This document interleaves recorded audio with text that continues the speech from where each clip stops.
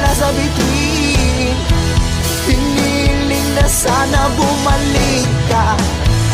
Ramdam ko na hindi na para sa'kin. Pwede mo naman itong sabihin kung bakit ba gumising ako ng maga na sa iba ko pa nalaman na ayaw.